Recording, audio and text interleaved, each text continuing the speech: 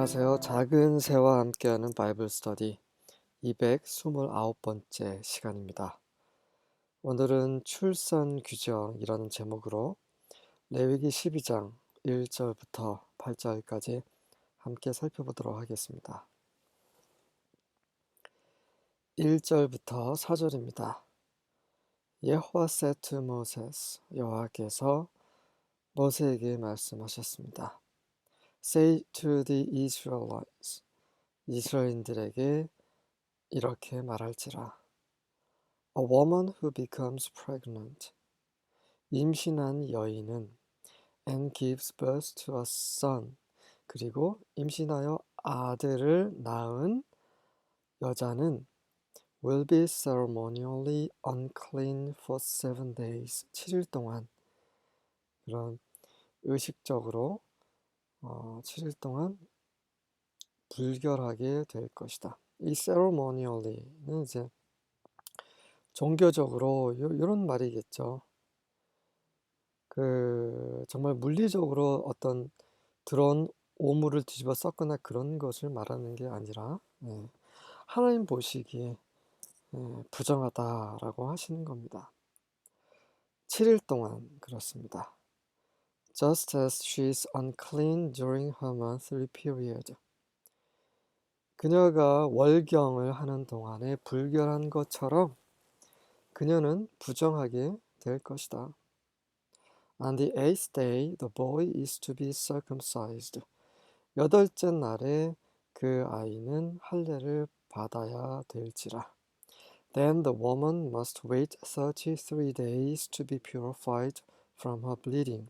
그리고 33일을 반드시 기다려야 하는데 그 이유는 그녀가 피 흘린 것으로부터 정결케 되기 위한 그런 33일을 더 기다려야 한다라고 되어 있습니다.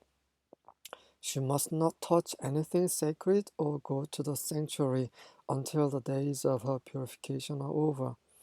그녀의 정결케 하는 그 날이 끝날 때까지는 거룩한 것을 만지거나 성막으로 가지 말지라. 왜냐하면 그녀는 부정하기 때문이죠. 지금 하나님께서 모세를 통해서 이스라엘 백성에게 말씀하신 것이 단순하게 그냥 출산 규정이겠습니까? 아니죠. 하나님께서는 정말 우리가 알아야 하는 그런 것들을 이렇게 일반적인 우리가 늘 볼 수 있는 그 출산이라는 상황을 통해서 알려주시는 거죠. 첫 번째는 임신해서 아들을 낳으면 7일 동안 부정합니다. 왜 그렇습니까? 부정한 것을 낳았기 때문이죠. 아들을 낳은 것이 왜 부정합니까? 왜냐하면 죄의 열매이기 때문입니다. 아담과 하와가 범죄함으로, 불순종함으로 죄가 세상에 들어왔고,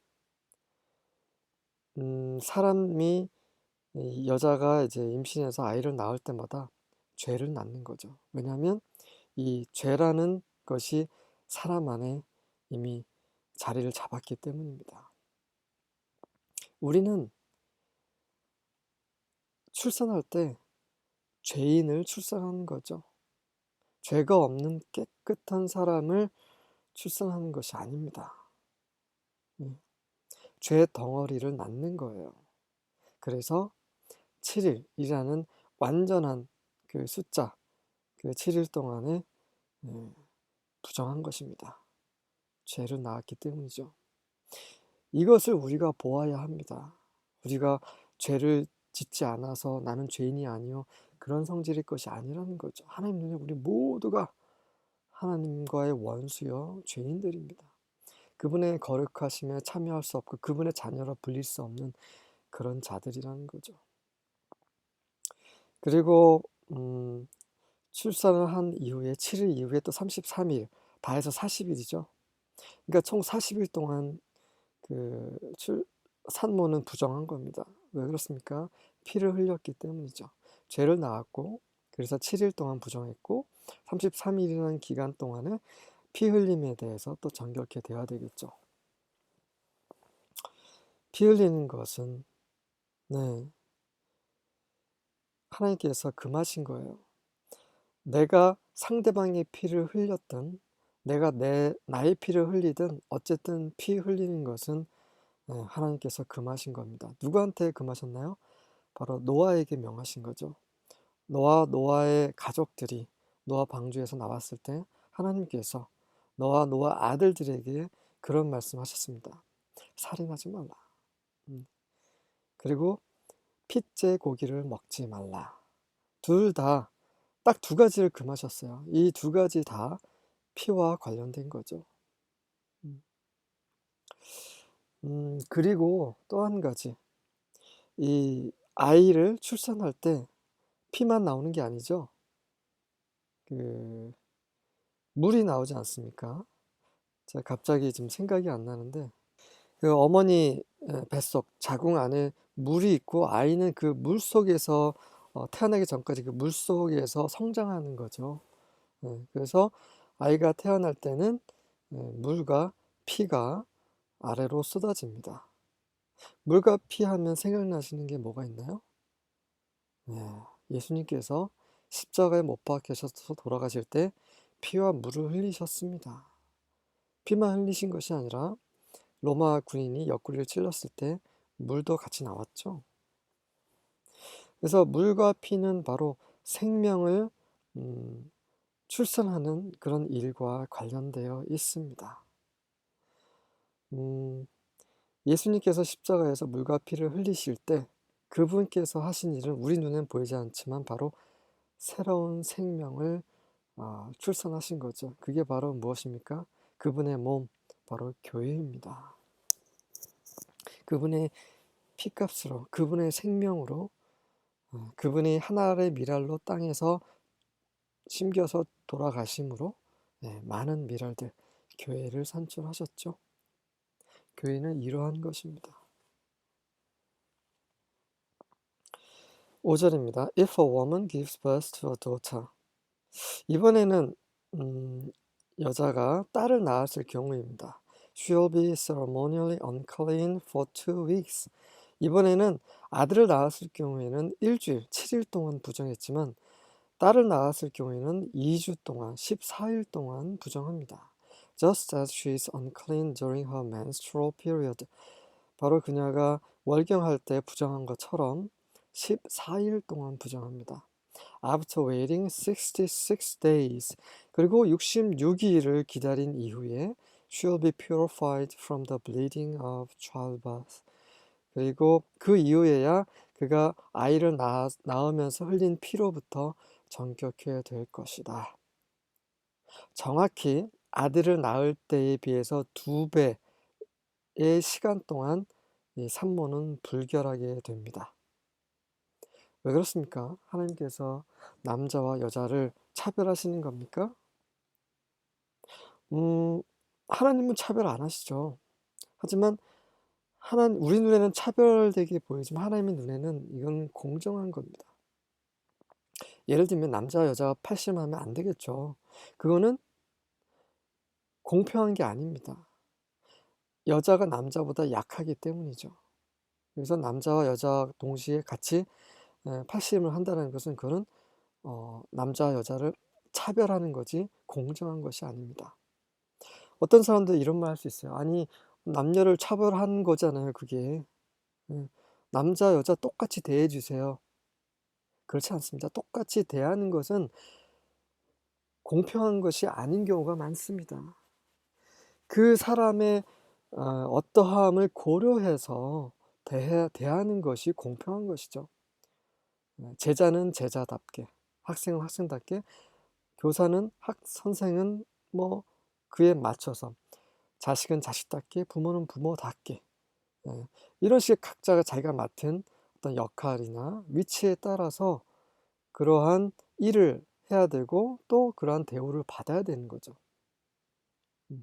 자, 그렇다면 하나님께서 이렇게 아들을 낳았을 경우에는 7일 플러스 33일을 부정하게 하시고 또 딸을 낳았을 경우에는 14일 더하기 66일, 도합 80일을 부정하게 하신 이유는 딸은 다시 한번 또 죄를 나올 수 있는 잠재력이 있기 때문입니다. 그에 대해서 어머니가 그에 대해서 그런 속죄를 먼저 하는 거죠. 죄를 또 잉태할 수 있는 잠재력을 가지고 있는 딸을 출산하였기 때문에 2배로 부정하게 되는 것입니다. 물론 이에 대한 해석은 성경에 나와 있지 않습니다. 제가 기도하는 가운데서 받은 말씀이에요. 혹시나 이에 대해서 다른 생각을 가지고 계신 분은 그 메모 답글을 달아주셔도 괜찮습니다. 저도 늘 제가 받은 말씀이 옳다라고 주장하지는 않습니다. 틀릴 수도 있고요. 그래서 얼마든지 교정을 받기를 원하고 받는 것을 기뻐합니다. 어쨌든 간에 제가 받은 말씀은 그렇습니다. 딸은 죄를 또 잉태할 수 있는 잠재력이 있기 때문에 그에 대해서 어머니는 그러한 속죄를 그만큼 하게 되는 것이죠. 6절과 7절입니다. And when the days of her purifying are completed. 그녀의 정결케 하는 그런 날수가 완성이 되었을 때, 완결이 되었을 때, whether for a son or for a daughter, 아들이든 딸이든, she shall bring to the priest at the entrance of the tent of meeting a lamb a year old for a burnt offering, and a pigeon or a turtle dove for a sin offering. 제사장에게 그 성막 입구에 1년 된 그 어린 양을 그녀가 가지고 와야 합니다. 그것은 바로 번제를 위한 것이죠. 그리고 집비둘기나 산비둘기 이런 것들을 속죄제로 가지고 와야 합니다. 그러니까 번제물과 속죄물을 하나님께 가지고 와야 되는 거죠. And he shall offer it before 여호와 and make atonement for her. 그리고 그것을 여호와 앞에 드려서 그녀 자신을 위해 속죄를 할 수 있게 하는 것입니다. 번제는 하나님의 기뻐하심을 위한 거죠. 우리가 낳은 자식은 우리의 만족을 위한 것이 아닙니다. 우리가 즐겁게 자식 복을 누리라고 주신 생명이 아닙니다. 모든 생명은 하나님께서 주신 것이고 바로 하나님을 위해 있습니다. 그것에 대한 표시로 번제물을 드리는 거죠. 속죄제는 피를 흘림, 또 죄를 낳은 것에 대한 속죄물이 되는 것입니다. Then she shall be clean from the flow of her blood. 그런 이후에 그녀는 자신이 피를 흘린 것으로부터 정결케 될 수 있습니다. This is the law for her who bears a child, either male or female. 사내아이를 낳든 여자 딸을 낳든 간에 어떤 자식이든 간에 아이를 낳은 여인을 위한 법이다라고 하나님께서 직접 모세에게 말씀하신 것입니다. 우리는 이런 존재예요. 우리 자신이 어떠한 존재인지를 망각하는 것은 교만인 거죠. 하나님이 어떠하신 분이신지를 망각하는 것도 교만입니다. 그렇게 해서는 안 되기 때문에 우리는 그분의 법에 귀를 기울여야 할 필요가 있는 거죠. 우리가 어떠한 존재인지 태어날 때부터 죄인인 것을 하나님께서 상기시키시는 것입니다. 그럴 때 우리가 그분의 구속, 그분으로부터 받는 구원을 기뻐하고 감사할 수 있는 거죠. 12장 8절입니다. But if she cannot afford a lamb, 하지만 만약에 그녀가 어린 양을 장만할 그런 여력이 없다면 then she shall take 2 turtle doves or 2 young pigeons. 2마리의 산비둘기나 2마리의 어린 집비둘기를 취해서 the one for a burnt offering, 한 마리는 번제로, and the other for a sin offering, 다른 한 마리는 속죄 제물로 드리면 된다. And the priest shall make atonement for her, and she will be clean. 그리고 나서 제사장이 그녀를 위해 속죄를 하고 그러면 그녀는 정결케 될 것이다. 우리를 위해 구속을 이루시는 분은 제사장이죠. 대제사장이신 예수님께서 우리 위해서 구속 어톤먼트를 이루신 것입니다. 네, 짧은 장이지만 굉장히 중요한 거예요. 우리 자신이 어떠한 존재인지 깨달으라는 그런 부분이었고요. 우리가 우리 자신이 어떠한 존재인지를 깨달을 때 우리는 반드시 하나님을 찾게 됩니다. 왜냐하면 우리를 구원하실 수 있는 분은 우리 주 예수 그리스도 하나님 한 분이시기 때문입니다. 아멘.